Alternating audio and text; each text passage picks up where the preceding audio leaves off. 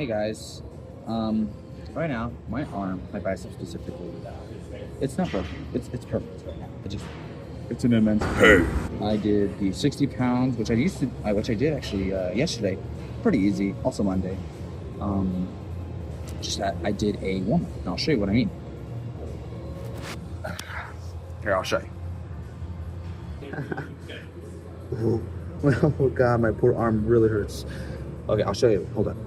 Basically, I did a warm-up with this, but I went too intensely with the rubber band. I did pronation with it at a maximum range around 2.5 to 3 meters because the rubber band didn't give me it.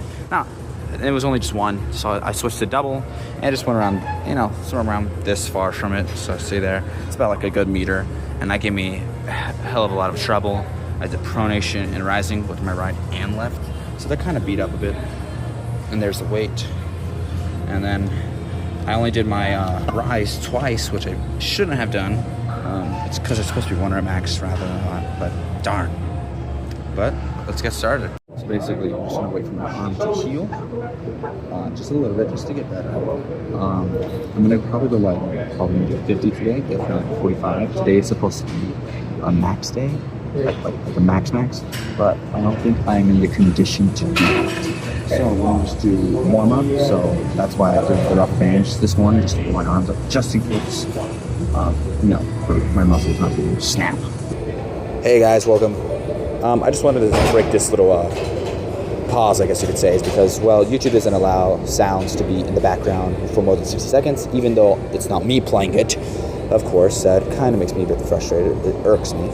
But I'm breaking the, process right now, as you can see, so that I can, of course, allow the video to not be copyright or anything. But yeah, so here you guys go. Let's get back to the video. Thank you very much. For my muscles not to snap. But I'm pretty sure they have a lot of endurance because I've been arm wrestling pretty insanely when I was little, actually. All the way up to now, 18 years old. So I've been arm wrestling since I was like 7 years old. Oh my gosh, and I would have you seen those chimpanzees that go crazy with the gorillas? Specifically the chimpanzees that go crazy much. I went like that when it came down to arm wrestling.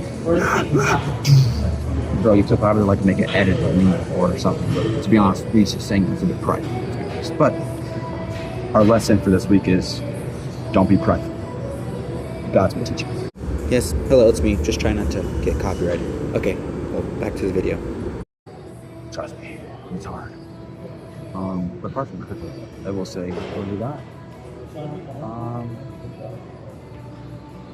But right now, my arm does feel better. I'm not doing my right now. I just did the right arm. I feel like I should just let it rest. And this is the 3rd week, so this is the end of Devin Laird's workout routine. I guess you can't call it his workout routine. Right now, I'm just doing 1 rep maxes and set wrestling. But basically, I've been just doing his 1 rep maxes and seeing how far it's going. To be honest with you, his workout routine, when looking on YouTube, it's pretty much all over the place. It really is. But I've seen his main workout routine, which is what I'm doing. So, flick the wrist up, kick it back just a bit, and up, right? So it's like that, just a bit. It doesn't need to go, right? Just that's good. I actually hate this bun songs. This bun songs is so bad in the background. Oh yeah, back to the video. Hold up, actually, look at my face. Okay, back to the video. Bye-bye. Just a little bit. You want to activate that muscle, just a little bit.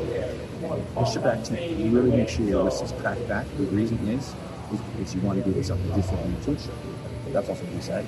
You want to put on that knuckle right there. Not that.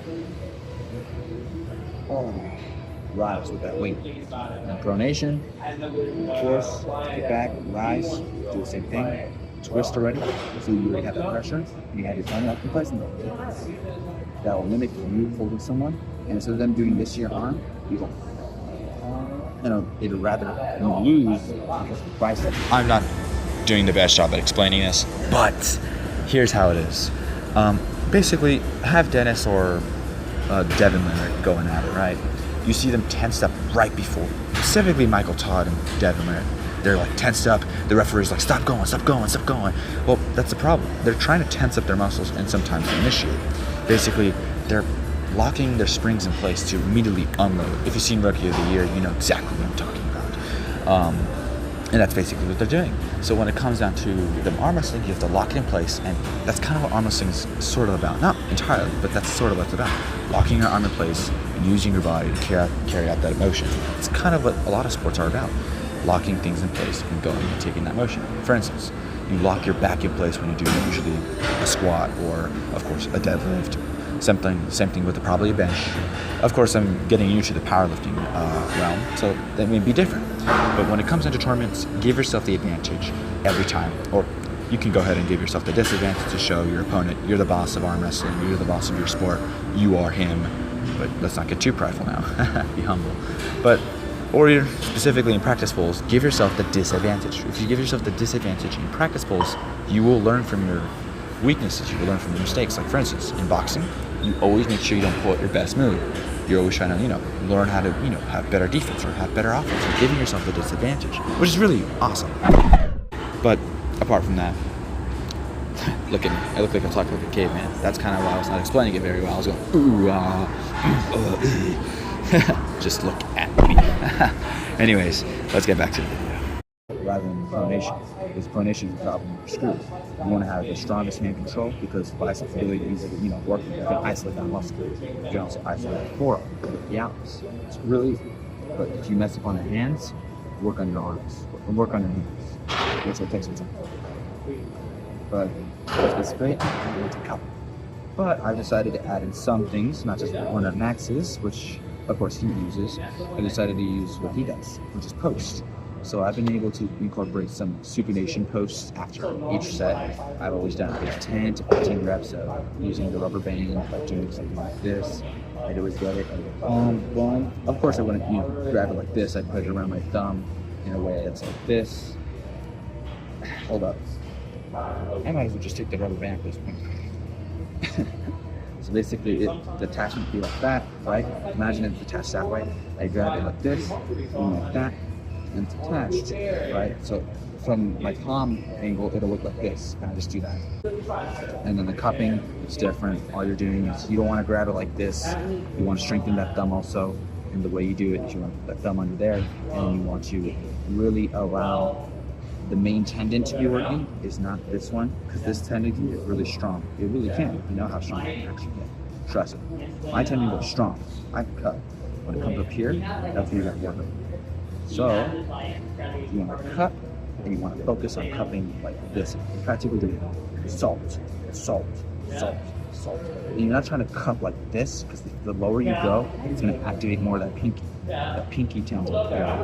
You want to activate here. Watch, for instance. Hold up.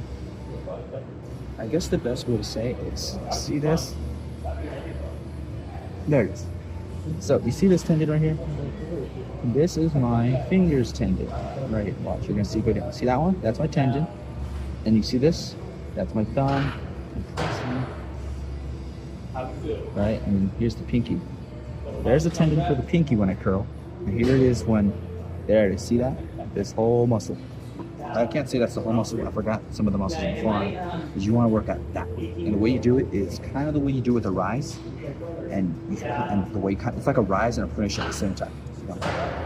Pretend you're rising, but the way I do it is simple. I get the thing,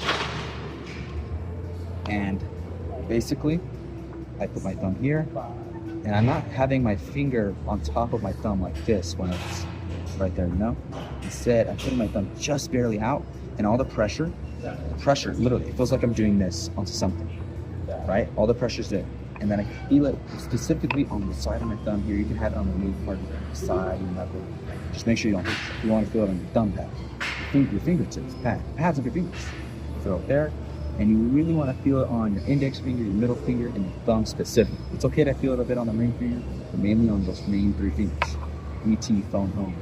But anyways, that's exactly what you want to feel. And you can grab that. Basically, you want to have it like this, if you want to. But, these fingers are useless when you're cupping, and you just want to go here and boom, and it's supposed to be slow, and it's supposed to be fast, and you release slow, or you can just go boom and you just grab it. But I do it as one release, so 1 second up, 1 second back down, or half a second up, half a second down. I try to make sure my range is between 0.5 to 1.5 seconds. Of course, I'm getting too technical. You don't need to keep count, you know, as long as it's a fluid motion. Boom, down. If it's too long, you're not going to get the amount of strength you want. You're really more likely to get more of an endurance training, or you're going to more likely get a pump rather than any. And if you can't do it and it starts to hurt, I'd suggest you stop unless you know your body. Okay, so just speaking about the pump and everything, is what I mean by that is basically that's just for me. That type of thing, it's simply just for me. That's how it works for me. And specifically, if you go too fast, you know, it wouldn't really do anything. If you go too slow, I'd say you get more of like a static training more than anything, because it'll eventually reach into some form of hypertrophy. Because that's what I've learned. Basically, if I were to do very slow 1 reps of, you know, moderate weight, it would do that. I don't know so much about it for heavyweight, but I would say it would give you somewhat of the same results, but at the same time, I guess you could still have more control over it. It's that you wouldn't get the strength that you want.